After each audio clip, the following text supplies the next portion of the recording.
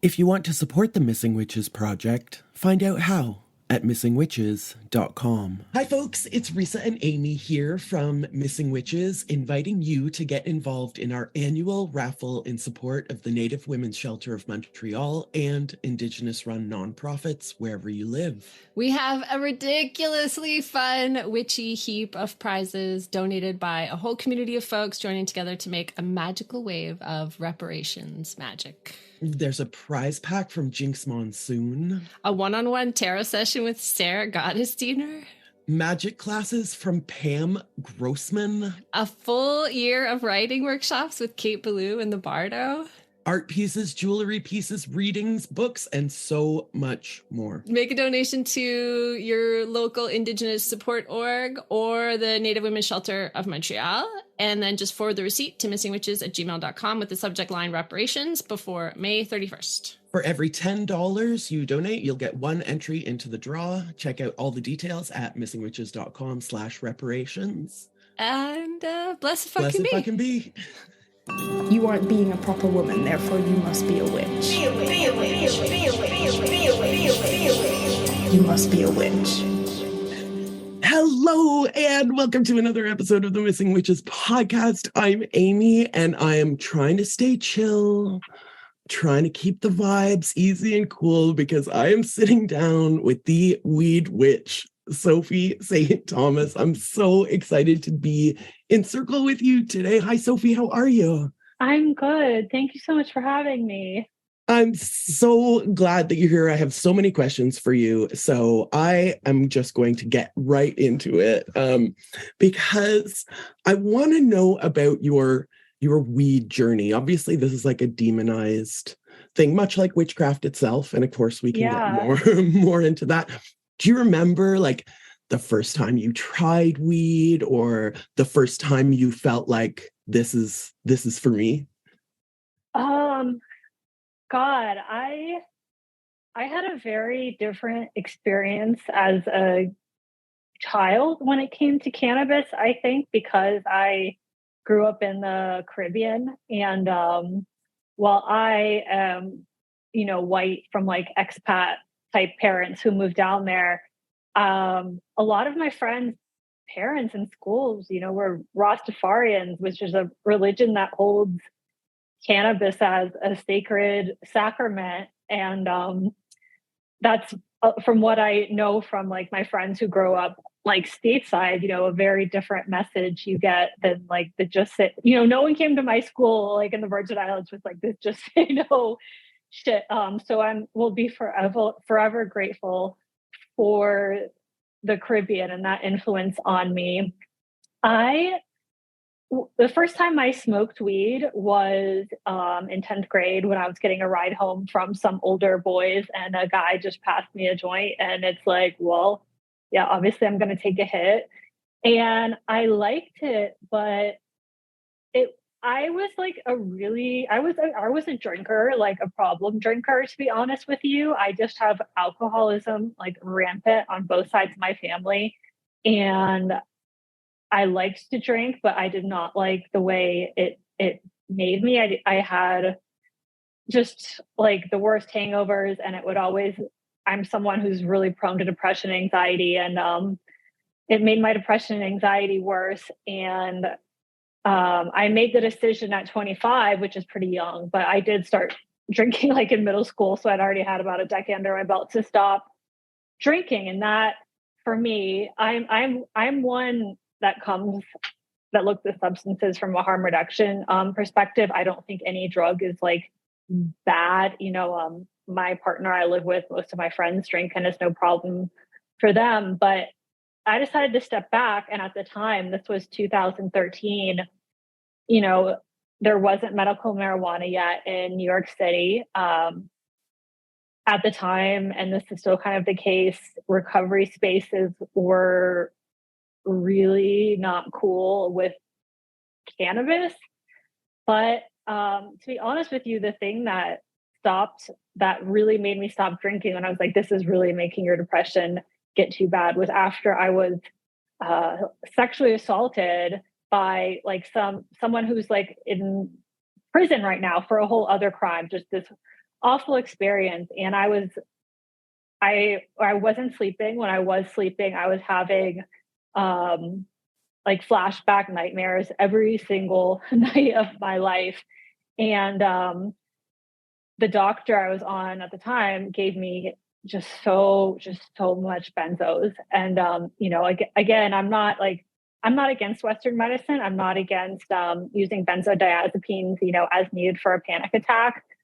But I was on too much in retrospect. And it was just suggested to me, like, what if you tried cannabis, and, you know, instead of like being on this much like Klonopin a day. And, you know, at first I was like, well, I've had a problem with alcohol, so maybe that's like not a good idea. And then the doctor was like, well, to be honest with you, like this is a lot safer option, like long term, than to like have you on like 12 milligrams of Klonopin a day or something insane. So I weaned myself off of that and tried cannabis, and it just worked so well. It just worked so well for me. It you know, it didn't fix all my problems. I used it in conjunction, you know, with therapy, and but it made the nightmares go away. THC is known to suppress dreams, which for some people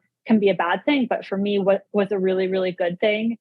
And because a lot of my trauma was sexual in nature, my sex life was pretty messed up. You know, this is like 10 years ago. And now I don't even like think about drinking, you know, it's just, it's not a big deal at all. And now I like use cannabis socially, but you know, nothing bad happened. I didn't relapse and start drinking again. And I was able to wean myself off benzodiazepines. And so I think I would have to say that even though I had a positive viewpoint of cannabis from a child, it probably wasn't until 2013, 14 when I started using it medicinally that was like, oh wow, like this is really for me. Because previously when I had always used it, I had also been drinking, and that and crossfading, just, you know, I know some people who do it, but it was like it did not work for me. And over the past 10 years, you know, I'm also a psychedelic and drug reporter. It's become a huge part of my professional life. My third book on cannabis, Weed Witch, comes out on April 4th, 2023, which is coming up.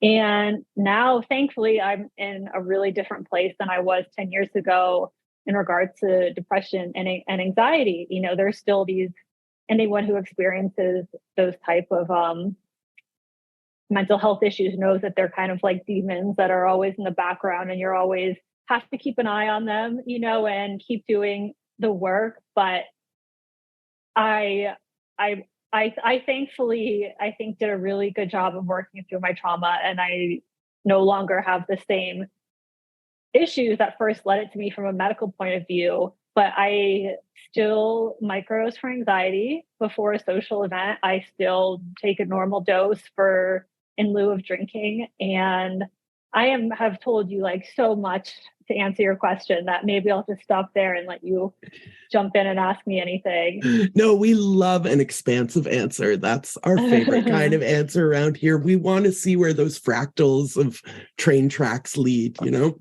Yeah. Absolutely. So you mentioned in the book that you have like a medical prescription because of PTSD, that in New York you can get a medical prescription for marijuana. Now I do. I started using it medically, you know, with my shrink's knowledge. Before it was like officially you could get a medical card.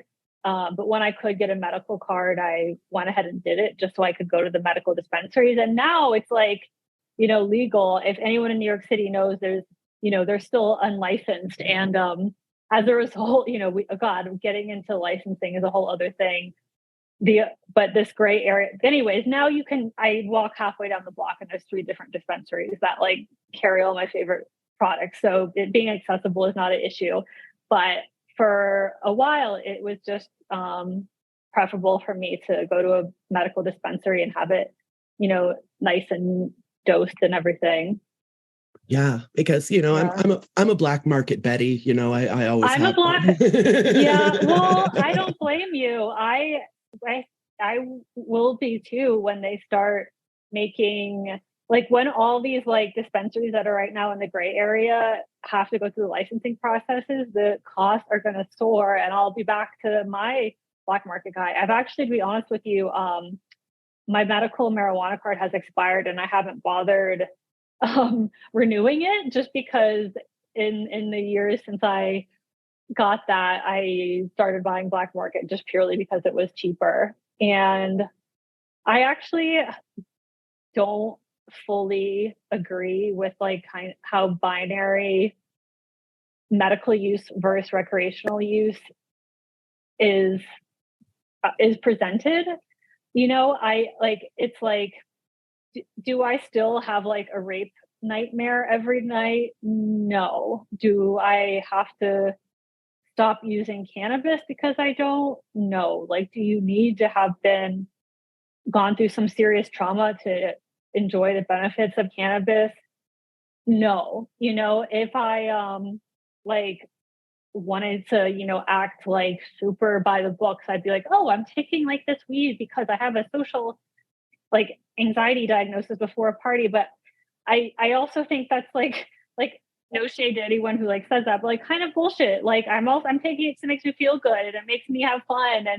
And I think one of the really, really beautiful things about cannabis is that it can treat so many things, but also, you know, just be a fun social lubricant. And I don't think there's anything wrong with wanting to feel high. That's kind of where me and a lot of like very traditional recovery think, where we have to split, because I do not think there's anything morally wrong with wanting to feel good and wanting to use substances. I think if it's harming you and if it's harming other people, then yeah, you should check in with yourself and adjust your substance use. And I think anyone, you know, whether it's wine or weed or, you know, your favorite poison, as they say, not that cannabis is a poison. We have a whole system in our bodies created just to like adapt to these phytocannabinoids and feel them. But, you know, I think it's obviously important to make sure it's not hurting your life. But,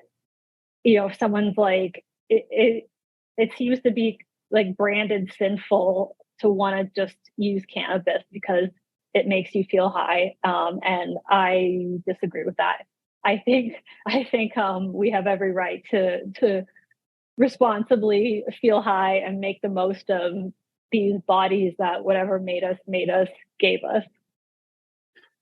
I think that we can translate that perspective onto our witchcraft too, right? Like I use my witchcraft to process my trauma, to feel empowered, but also because I want to get high on magic. Can you talk about your integration of you know, PTSD, witchcraft, weed, but specifically witchcraft? Yeah, witchcraft, like, it's so funny because you know, I realized I had a very, very laid back progressive upbringing. I was not raised in any religion or any church.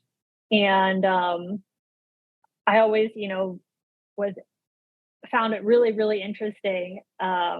Another cool thing about being from the Caribbean is that well known in my family practice, you know, there was like talks about voodoo and all that stuff happened like all the time. You know, you would hear about someone getting sent hot foot powder, which is the powder that you step on. It's supposed to make you leave the island like all the time.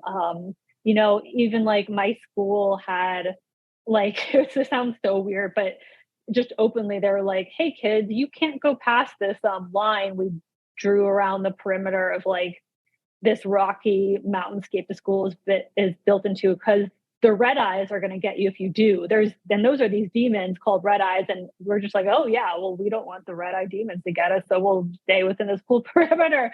So I think I was kind of, you know, like with the lack of, you know, Christianity and already having been exposed to these type of thoughts. When I moved to New York in the East Village, I went to this witchcraft store called Enchantment, and also quickly became really really close friends with some professional astrologers and just found myself really drawn to it. But that I forget that like witch is a big deal. For instance, my partner, he himself does not share these values, but he comes from a conservative evangelical family. And like when his family first found out about me, it was like, you're dating a witch? And I'm like, it's just fun. It's just astrology. It's just making candles and rituals and pulling tarot cards. Like, I wish I was as scary and badass as you think that I am, but I am not. I when it comes to like God and spirituality, I always like quote the great Fox Mulder and just say like, I want to believe, I want to believe. I find a lot of power in ritual, like for instance, right now, money is tough. Money is tough for me as a writer, which is a very difficult profession, but we're seeing these banks holding, and it's like actually kind of comforting. Sorry, anyone rich listening, to know that even like the rich are like worried about all their money going away. But so, like I have plans with a good friend. We're going to do a ritual, and I'm going to use a green candle to make a money spell. And I don't want to sound like a bad witch, but do I believe that by making this money spell that just boom, like all my worries are going to be solved? No, but I do think that in going through the ritual of performing a spell can kind of help you like get focused on what you need to do. It can be comforting, and you know what? Maybe like there are spiritual guides or ancestors or David Bowie's listening, or the cat spirits can hear me, and maybe that it can't hurt. Like it just can't hurt. And in particular, I'm really drawn to tarot. I love tarot, reading tarot so much. So I guess my roundabout answer to your question about cannabis is that in Weed Witch, I do offer a lot of spells that are directly about cannabis. Like for instance, like different herbs and their properties, and like different herbal spliffs you can make for different purposes. But most of my witchcraft is just like being stoned and reading tarot. And cannabis has all these proven properties, like for instance divergent thinking, which is a critical component of creativity. And basically it means it helps your brain make connections that might not be obvious. So I find that for me, if I look at a tarot spread, when I'm high, just I'll notice connections and different possibilities and meanings that maybe would be less accessible to me if I didn't have that elevated state of mind. And I'm using tarot as an example because, like I said, I love astrology, I love sex magic, I love candle magic, I love all of these different types of rituals, but tarot is probably what I'm best at, I would say. But yeah, most of my weed witch work is just, having my vape or like edibles in my system with me as I do these rituals. And I don't know if it's the right choice for everyone. For some people, it might make it like harder to read tarot, but for me, it's I think it just really comes back to like the mind expanding properties, and also the inhibition lowering properties. Like it's can be a lot easier just to have fun and loosen up and not take yourself so seriously when you're a little bit stoned. I'm wondering if that loosening is part of, I want to say like you've published 5 books, which really like flies in the face of the lazy stoner idea. I know. I love that. I love that so much. Just to like tell people to fuck off if they have any questions about that. So I know like a lot of our listeners and a lot of our coven mates, like they feel like they have a book in them, but there's a blockage somewhere. I mean, you are not a crone, and yet you've already published 5 books. So can you talk about like how you broke the seal and became this like prolific spout? Yeah. I mean, like my most boring and blunt answer is that like I need the money. I unfortunately do not have a trust fund, and I have made the ridiculous decision to try to make being a writer and an author my full-time job. In addition to the books, I'm also a lore magazine's astrologer. I have a sex column with Ask Men. I do corporate writing for cannabis companies when I need to. I do a lot of things, but you know it's just hard to make a living as an author. So sometimes people ask me this, and and a lot of authors have a day job and have less pressure on them, but it's just what I do, and I love it so much. And breaking the seal, I'll be honest, it was not easy, and it was not what I expected. I have an agent that I got after literal years of like chasing down, trying to find an agent. And then finally I connected with someone. And we originally connected about a memoir of mine that I still haven't sold. And I'm actually glad. I mean, we pulled it like, it was like up for auction years ago. And then we took it off because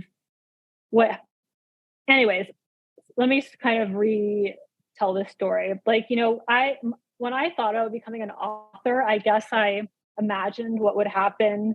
It would be like what only happens to Prince Harry. Like, I just have this memoir and I'm like, hey, here's my amazing memoir. Millions of people are going to buy it and I'm going to be a famous, rich author. But it's just a fucking industry like anything else. At least for me, it has been. I have some friends who have had gotten a 6-figure advance on their first book, and it's gone on to be a New York Times bestseller. But that just was not my experience. I used to have a podcast with my best friend Annabelle Gatt called The Serpent Cast, and we were sent this book. I won't say the name of it because I don't want to diss anyone, but it was about witchcraft. And the publisher asked me what I thought about the book. And to be blunt, I was like really disappointed in the book. It was about relationships in particular. And I found, I'm very high femme, but I'm bisexual and queer. And I didn't feel like seen or represented in this book at all. And one of my favorite expressions, and that I have found has been critical as a writer, is the expression "fortune favors the bold." And so I wrote back to the publisher and I just was honest with them. And I was like, I really respect you and I'd love to work with you, but I'm not going to review this book because I don't think it's inclusive and comprehensive enough. But if you ever need someone to write a book about sex and magic, then I'm your girl. And that didn't end up happening with that publisher. That became my third book, Sex Witch, which is published by Wiser. But I guess it stood out to that publisher because they came to me with what's known as an IP project, intellectual property book, which was my first book, Finding Your Higher Self. An IP project basically means that, instead of like say what's happened with some of my later books, which is What You Think Of, which is an idea that I come up with and then pitch, and then me and my agent try to sell it. This is them coming to me saying, hey, we need a book about cannabis. Can you do it? And I was like, yeah, I can do it. And so those were my first two books, my Finding Your Higher Self, and then the follow-up to that, a book about CBD. And I'm not even a huge CBD girl. Like, I'm just gonna be honest with you. Like, I did that because I wanted to make a connection and I needed the money. And like, I'm not anti-CBD, but it was, I was building my reputation. I was building my contacts. And then, now my fifth book, or excuse me, I don't mean to sound like an asshole, but my sixth book, which doesn't come out until summer of 2024, is a narrative nonfiction about witchcraft and reproductive rights that it's not a coffee table book. There's no spells in it like there have been with my other books. It is exactly what I want to write. It is all my own idea, and I finally, to be honest, got a decent advance for it. But it took me 6 books to reach that point, and that has been my experience to becoming an author. It's been wonderful and fulfilling, but it has not been easy. But what is? You mentioned your podcasting bestie, and you dedicated Weed Witch to Sarah Lyons, who has been on the Missing Witches podcast. So I hope you'll give Sarah our love. Sarah, she's the reason I have the book Weed Witch. That is a publisher who is also doing my reproductive rights book, but they wanted a book on. They were like, we need to write the Bible on weed and witchcraft. Do you know anyone? And Sarah was like, yeah, my girl Sophie. And that is just so incredible. And that is just, I love her so much for that. And I always try to be like that myself because, not everyone is like that. I'm not going to name names, but some other people who write about weed and witchcraft have sent some pretty nasty things for me for like trying to exist in this space. And I don't think that kind of attitude is in line with the values of weed or witchcraft. I think it's a space for anyone who wants to come. And I don't believe in the scarcity mindset. And I really believe in helping one another out, especially in such a difficult industry. So yeah, Sarah Lyons is an amazing friend, even if she hadn't suggested me for this book. But that she did just really shows what an A+ person she is. Yeah. I think that like witchcraft and weed, like you say, it's sort of this shared value system. And for me, it's collaborative. It's not competitive. And both sides, the weed part, it's a shareable drug. It's not like you even mentioned in the book, like cocaine and being like locked in a bathroom and hoarding your tiny bag versus weed. Oh yeah. That was me in college. I gave up cocaine along with the alcohol. Now I only use psychedelics. I use cannabis. I do ketamine therapy for depression, and sometimes I'll take some psilocybin, but I kind of stick with those because I know from experience that some of the other stuff, I'm just too sensitive for anything that's going to give me a big crash. But again, that's me, that's my body, that's my brain. I am not judgmental about other people's substance use. Oh, and for sure, I'm a pothead. I'm not ashamed of it, but I'm not proud of it. I'm just sort of a facts are facts kind of, situation with me. But for me, edibles make me edgy. They don't make me feel good. They make me feel like more. So I don't use them, but many people prefer edibles. So again, they're my go-to. It's hard. Everyone always asks me questions like, what's the best weed for this? What? And I'm like, I can't tell you. I can't tell you that. Yeah, I can't tell you that. Edibles actually work the best for me, but you're far from the first person to tell me that. So, all I can say is like experiment, but start low and go slow, and just be really honest with yourself and listen to your body. I want to go back to Weed Witch, the book. I was so happy to see that you had a full chapter dedicated to witchcraft and activism. Your contention that maybe I'll ask you to defend this thesis in the least violent term. But the quote is, "The witch has always been the activist." And how is that tied to Goddess Mary Jane? There's self-identified witches and, pagans throughout history. But I think it's important to remember something that I'm really, not to change the topic away from cannabis, but something that I'm really learning in my book that I'm in the process of writing about witch hunts and reproductive rights, that the witch historically has also been whoever gets called a witch, and that is the older women, who didn't marry, and that is like the sex workers, that is the people who lost their livelihood when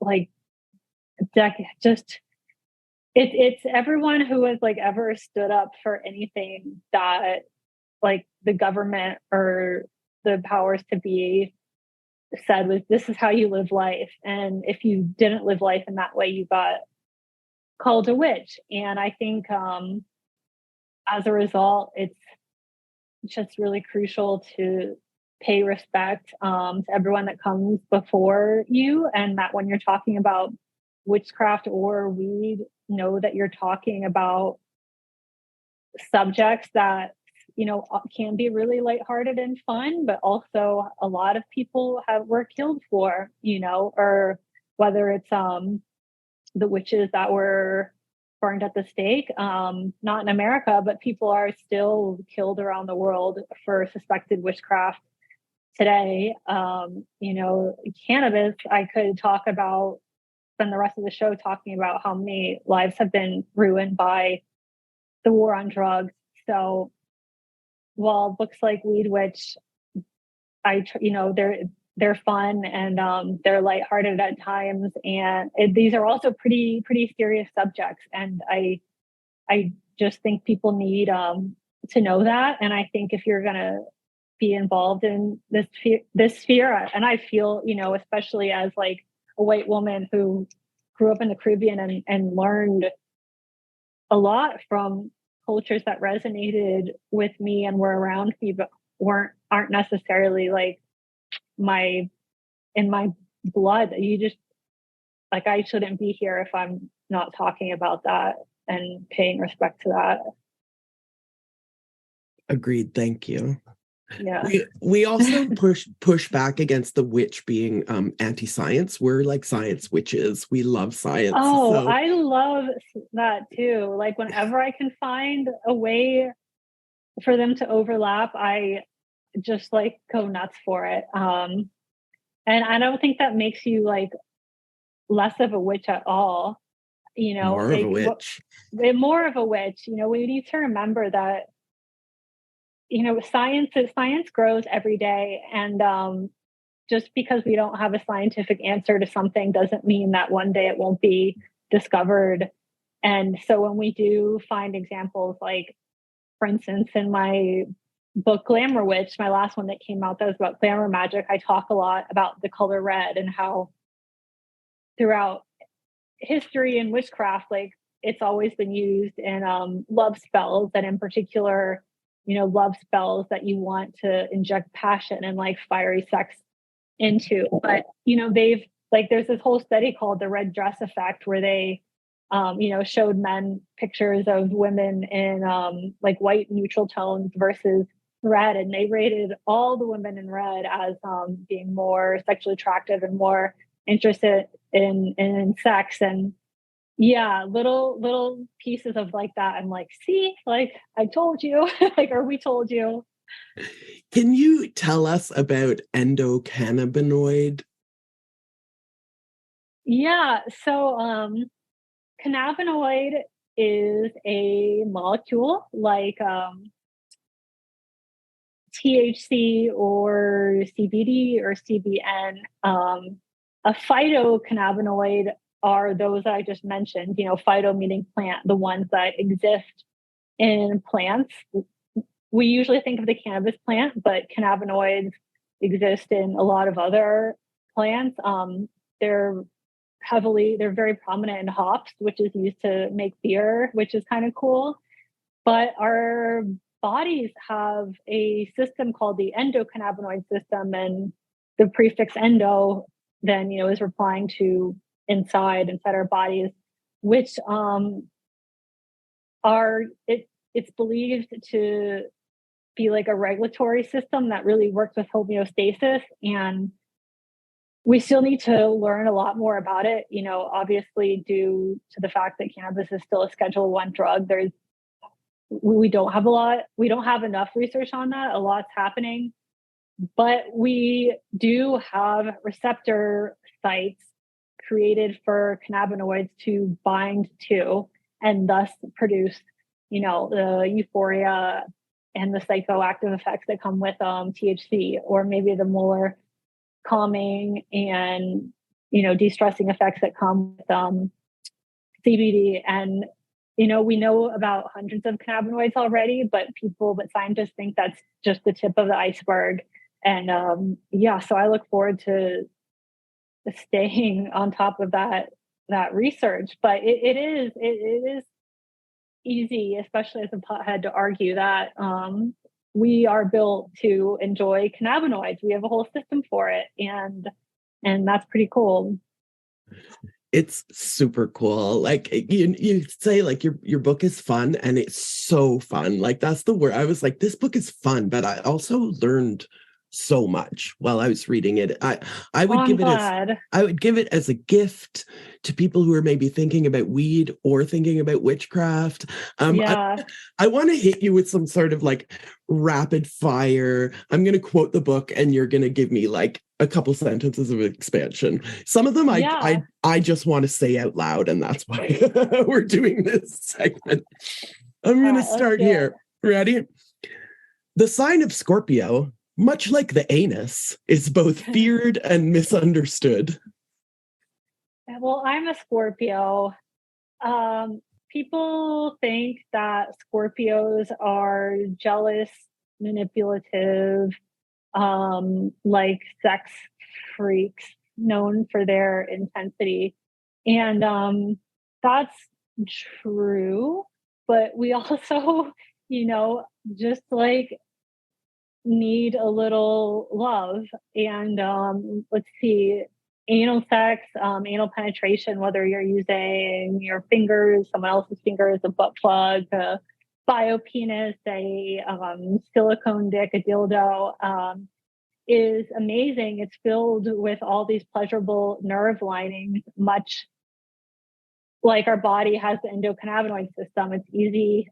It's hard not to like read about these nerve endings and be like, you like Christian, like sodomy. We're supposed to have sodomy actually, or else why would these nerve endings be there? But like it requires, a little love and understanding. It is not self-lubricating like the vagina, which means you need to use lube. You can hurt yourself if you don't start low and go slow, just like with cannabis. If you're interested in anal sex, like definitely start with fingers or like anal beads or a small butt plug before you go on to bigger objects like a dick or a dildo. And did I answer you with that enough? Yeah, that's great. Okay. We'll end on dick or dildo. And also Scorpio is the sign that rules the genitals, and which also Scorpio is like the genitals and like shitting and pissing, like that whole area of the body is what Scorpio rules. So they're also tied together in that way.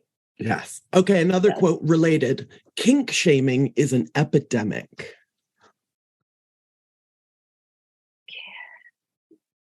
Yeah, it's funny because I almost want to like contradict myself and say now that kink is so normalized, vanilla shaming is like happening more often, which is funny. But yeah,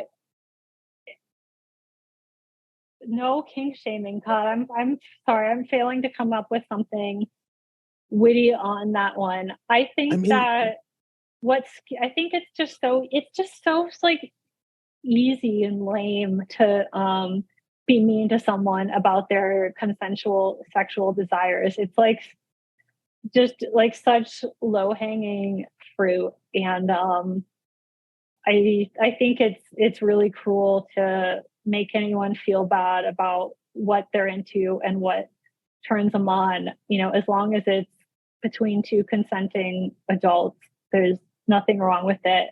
But traditionally, now I made the joke about vanilla being like the new thing that people make fun of you for. But, it's just up until recently, like, me being like a 35-year-old unmarried woman who doesn't want kids, people would feel like bad for me. Like I would be shunned for that. And when in reality, it's,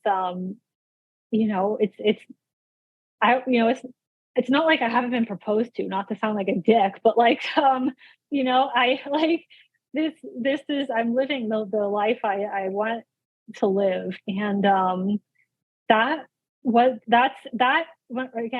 talking about the other book, the reproductive rights book, that I'm like so lucky to be born now, because for so long, sex was just, okay, man and woman, you're cis, you're straight, no matter what your body or brain is telling you. And it's going to happen when you're married, ideally after marriage, ideally purely for the sake of procreating kids. And if you have thoughts or feelings about anything else, like, unless you want to experience like some severe like social isolation, or, depending what you're into and what time it is, even in like imprisonment or death in some places, just shovel those desires way down into a box and like see what neuroses develop as a result.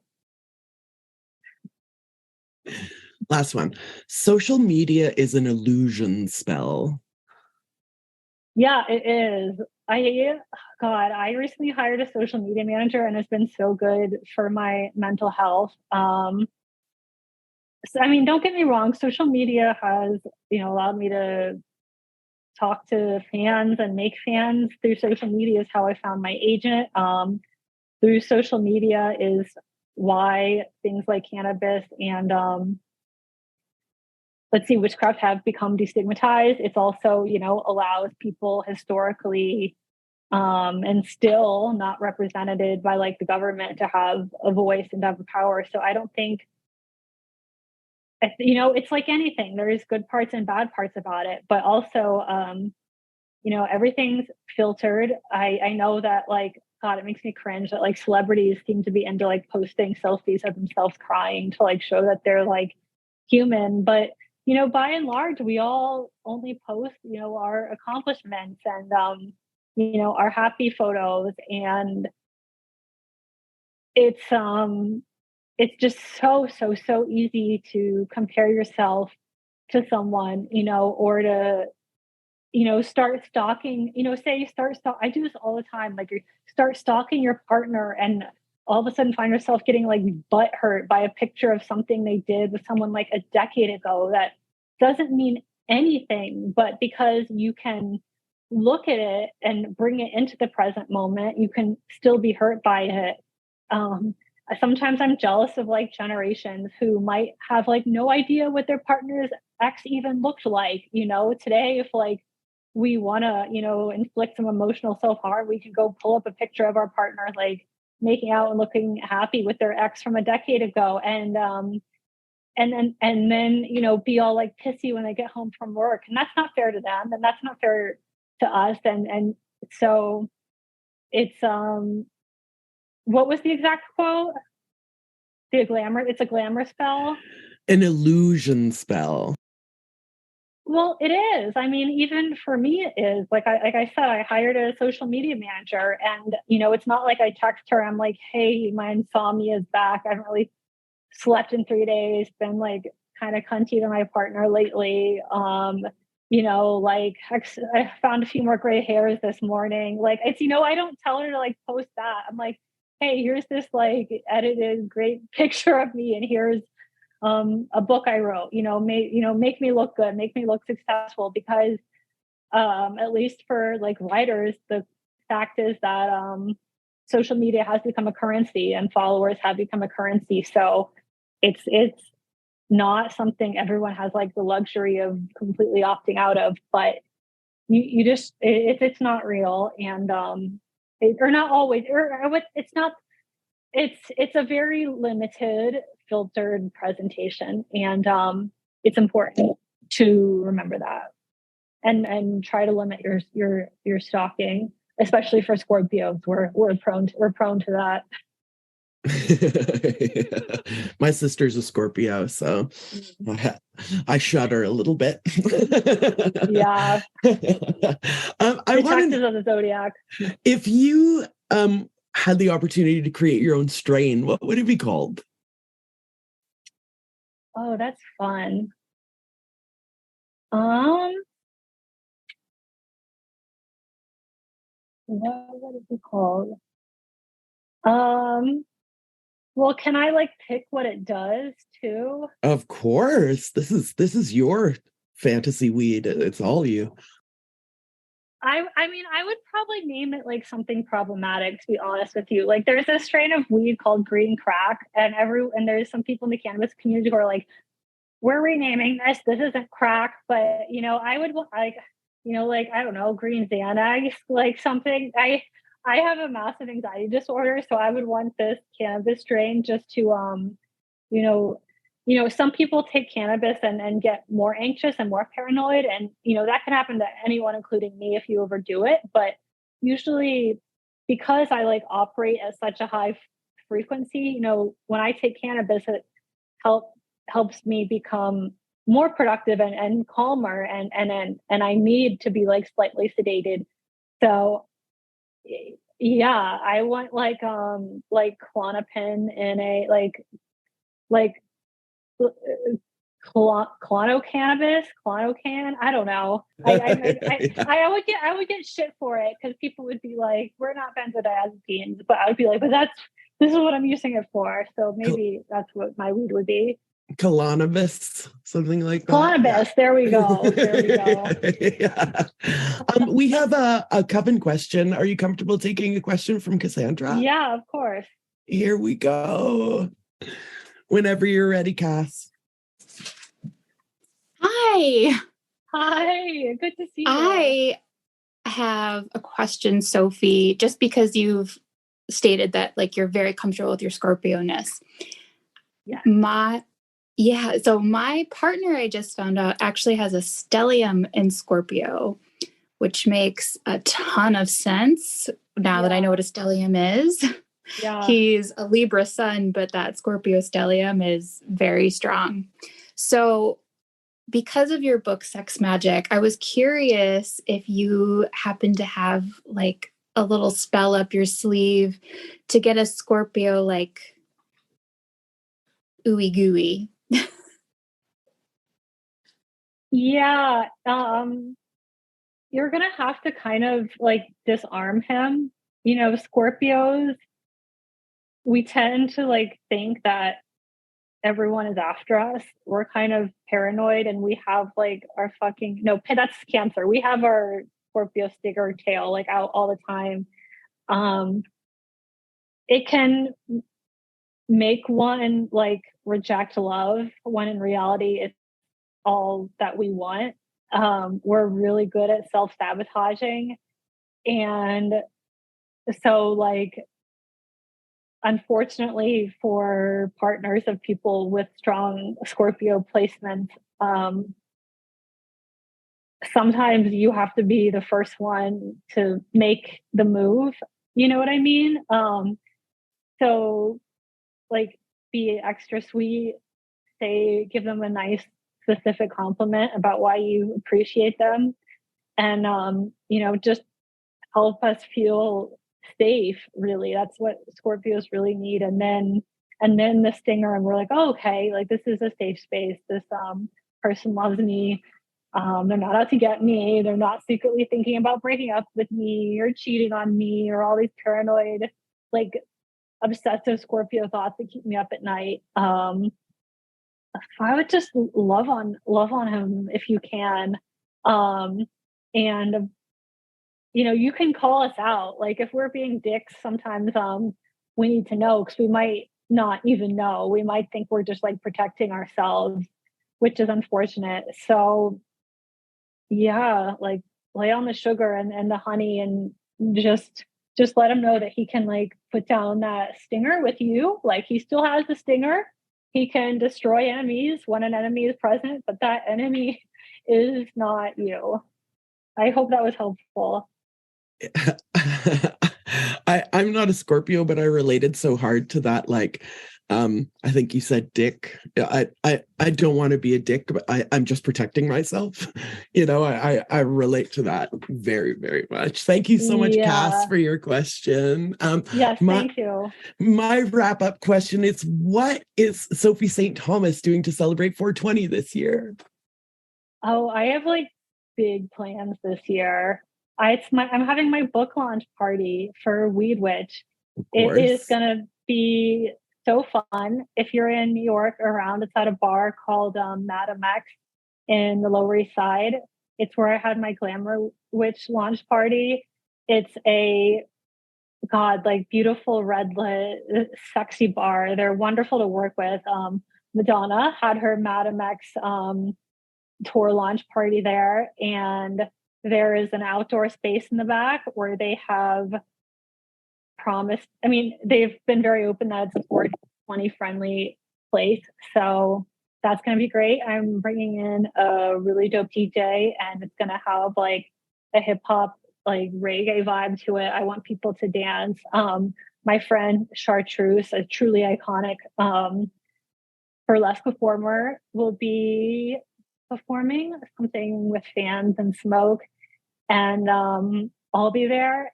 And I really just want everyone to dance. I love dancing. I think dancing is life. It's funny, your publishers want, usually, I don't know, a lot of times writers do their book launches at bookstores, which makes a lot of sense. But before I started getting book deals, worked in nightlife and used to host and throw and organize parties. And I just love celebration. So yeah, I'll be having my Weed Witch launch party at Madam X. So come by if you're around. It's free. It's 420 friendly. It's going to be a good time.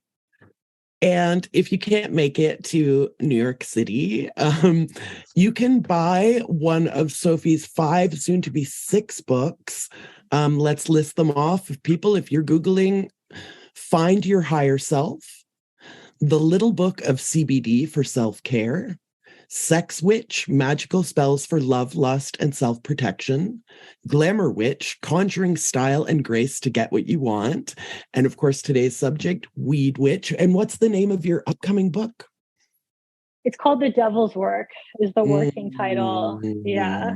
I hope you'll come back to talk about it when it's out. Oh, absolutely. Obviously, this is a subject that is very, very core to us and our coven.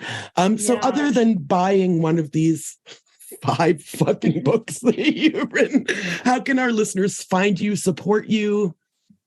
Well, speaking of social media, like I said, it's kind of a currency for authors. So just follow me on Instagram is the best way to keep up with me, mostly because I'm outsourcing it to someone who's much better at it than me. But my handle is at the Bowie Cat. Bowie like David, cat like kitty cats, and my familiar, whose name is Major Tomcat, after David Bowie, because I am obsessed with David Bowie. This is ground control to Major Tomcat. Oh my God, that's one of the best cat names I've ever heard. Please carry on. Tommy for short, but yes, his full title is Major Tomcat. Thank you so much for sitting down with us today, Sophie. Thanks really excited to talk again. Me too. This has been a lot of fun. I really appreciate it. Yeah, and we appreciate you. And let's fucking go get high. Yeah, Major Tom Cannabis. That's a good strain name too. All right. Well, thanks for having me. I can't wait to smoke Major Tom Cannabis someday. And in the meantime, thank you again, and blessed fucking be. Blessed be. Bye. You must be a witch. If you want to support the Missing Witches Project, find out how at missingwitches.com.